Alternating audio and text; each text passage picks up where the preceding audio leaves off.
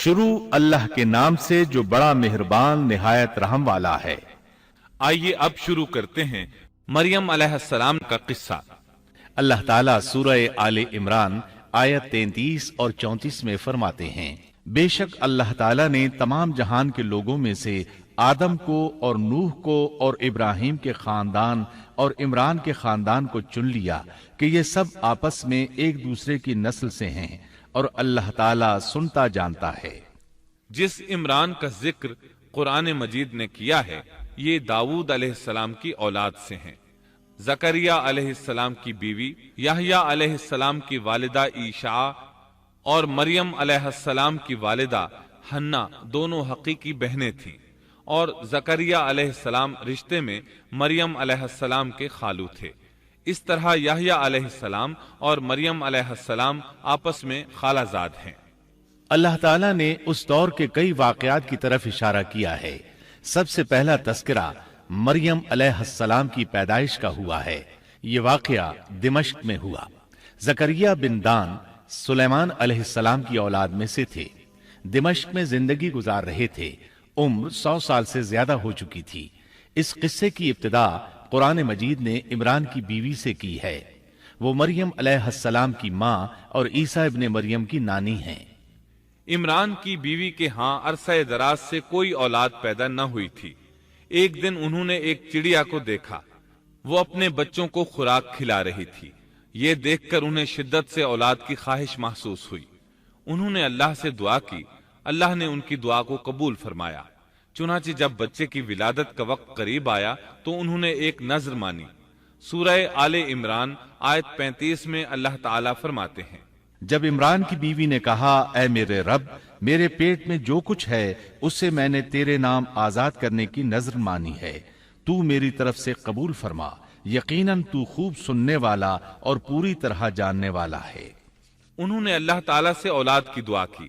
اللہ تعالیٰ کے حکم سے جب انہیں بچہ پیدا ہونے کی امید ہوئی تو انہوں نے نذر مان لی کہ جس بچے کو جنم دوں گی اسے اللہ کے لیے آزاد چھوڑ دوں گی تاکہ وہ بیت المقدس کی خدمت کرے۔ زکریا علیہ السلام اور آل عمران بیت المقدس کی طرف نقل مکانی کر چکے تھے۔ بیت المقدس یہودیوں کی عبادت گاہ تھی۔ یہ ان کا طریقہ تھا کہ اپنی اولاد کے بارے میں بیت المقدس کا خادم بنانے کی نذر مانا کرتے تھے۔ بچہ پیدا ہوتا تو علماء کے سپرد کر دیتے، وہ اسے تورات پڑھاتے تاکہ وہ عبادت کرنے والا بن جائے، بیت المقدس کی خدمت کرے۔ لیکن ان کے ہاں بچی پیدا ہوئی۔ بچیوں کو تو خدمت کے لیے وقف نہیں کیا جاتا تھا۔ سورہ آل عمران آیت 36 میں ہے، جب بچی پیدا ہوئی تو کہنے لگیں، پروردگار میرے ہاں تو لڑکی ہوئی ہے، اللہ تعالیٰ کو خوب معلوم ہے کہ کیا اولاد ہوئی ہے، اور لڑکا لڑکی جیسا نہیں، میں نے اس کا نام مریم رکھا ہے، میں اسے اور اس کی اولاد کو شیطان مردود سے تیری پناہ میں دیتی ہوں۔ عمران کی بیوی حیرت میں پڑ گئیں کہ انہوں نے تو نذر مان رکھی ہے اور اب لڑکی کو تو بیت المقدس کی خدمت کے لیے وقف نہیں کیا جا سکتا۔ ان کے خاوند عمران بیت المقدس کے عابدوں میں سے تھے۔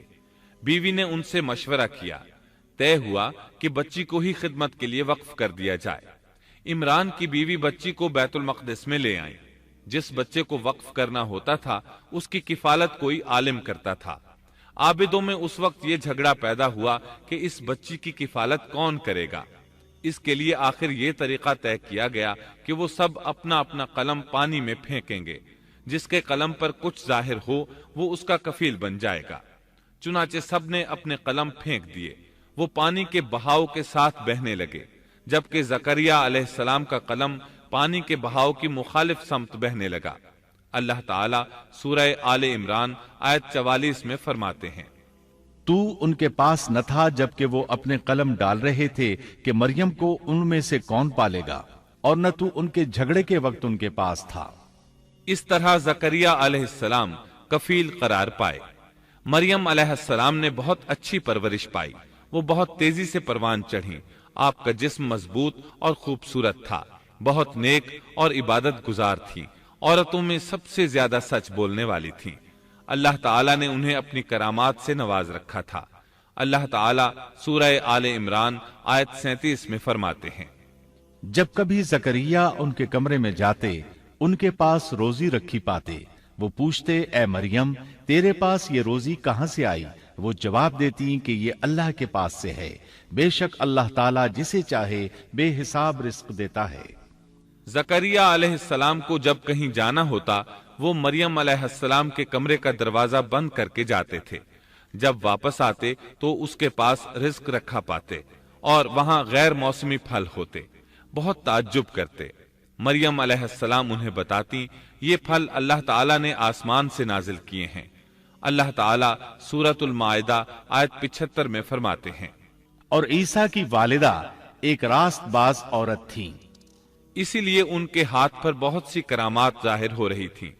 ان کی فضیلت سورہ آل عمران آیت 42 میں ان الفاظ میں آئی ہے، اور جب فرشتوں نے کہا اے مریم اللہ تعالیٰ نے تجھے برگزیدہ کر لیا اور تجھے پاک کر دیا اور سارے جہان کی عورتوں میں سے تیرا انتخاب کر لیا۔ سورۃ المائدہ آیت 75 میں ہے۔ مسیح ابن مریم پیغمبر ہونے کے سوا اور کچھ بھی نہیں، اس سے پہلے بھی بہت سے پیغمبر ہو چکے ہیں۔ اس کی والدہ ایک راست باز عورت تھی۔ بخاری، مسلم، ترمذی اور نسائی کی حدیث ہے، نبی کریم صلی اللہ علیہ وسلم نے فرمایا، اپنے زمانے میں مریم علیہ السلام سب سے افضل عورت تھیں اور اس امت میں خدیجہ رضی اللہ عنہا سب سے افضل عورت ہیں۔ بہت سی احادیث میں 4 عورتوں کی فضیلت آئی ہے۔ نبی صلی اللہ علیہ وسلم نے فرمایا سارے جہان کی عورتوں میں سے 4 عورتیں افضل ہیں، مریم بنت عمران، فرعون کی بیوی آسیہ، خدیجہ بنت خویلد اور فاطمہ بنت محمد رضی اللہ عنہن۔ پس ثابت ہوا کہ مریم علیہ السلام کو اللہ تعالیٰ نے بہت فضیلت عطا فرمائی تھی۔ محترم سامعین، السلام علیکم ورحمۃ اللہ وبرکاتہ۔ اس بار ہم آپ کے لیے پیش کر رہے ہیں قصص الانبیاء۔ اللہ تعالیٰ نے انسانیت کا آغاز فرماتے ہی انبیاء کا سلسلہ شروع فرمایا۔